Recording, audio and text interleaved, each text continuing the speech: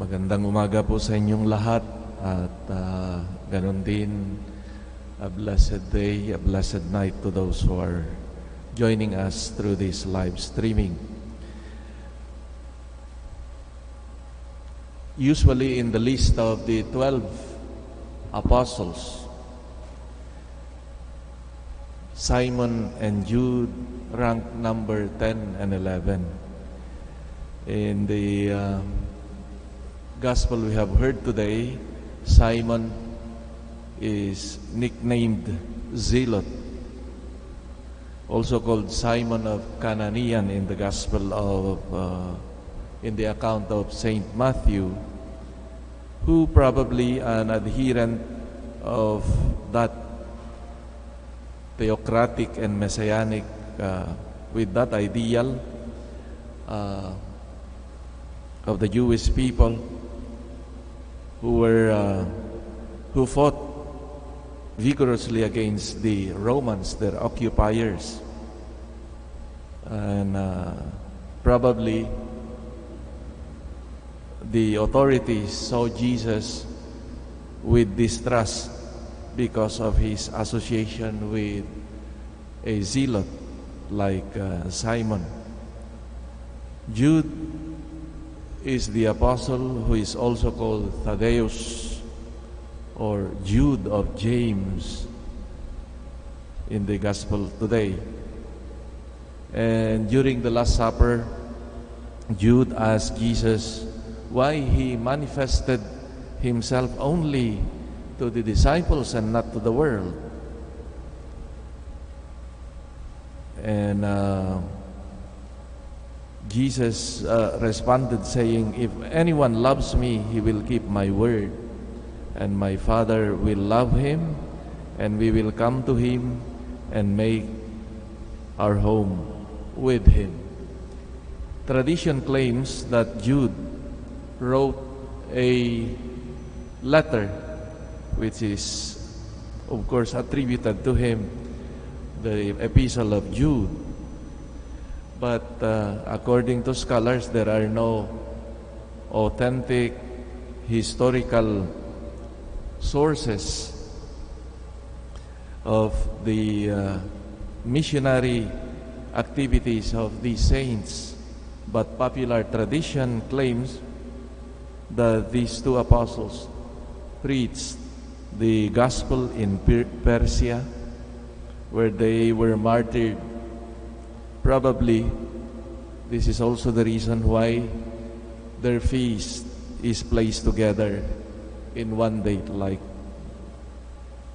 just as we have now.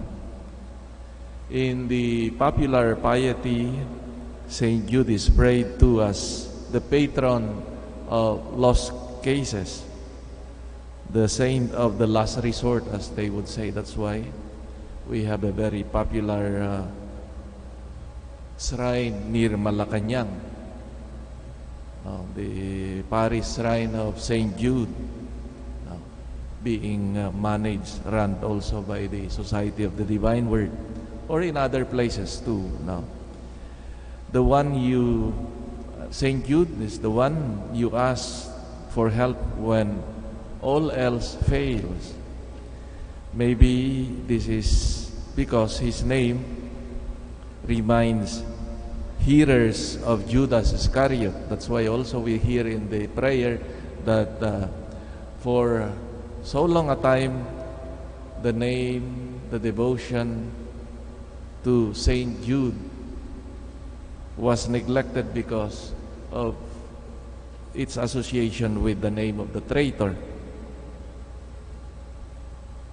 So, but that's why he is made and called precisely the saint of the last resort, the one whom you ask only when nothing else seems to help.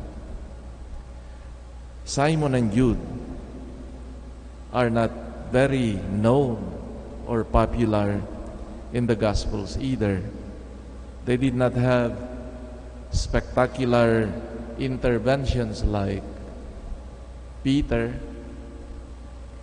with his confession of faith, or Thomas with his doubt and profession of faith, nor they were notorious like the two brothers who asked for special place in the kingdom of heaven, or Peter himself, notorious for discouraging Jesus to move to Jerusalem and face his fate. They were silent, simple, yet faithful followers of the Lord. The fact is that they were called by the Lord, followed Him faithfully, silently, learning from Him. And in the end, as tradition would tell us, they gave their life as a testimony to their faithfulness to Christ. Probably, this is the story of the great majority of Christians too, to follow silently and serve the Lord faithfully in our daily commitment, and not in this spectacular manner.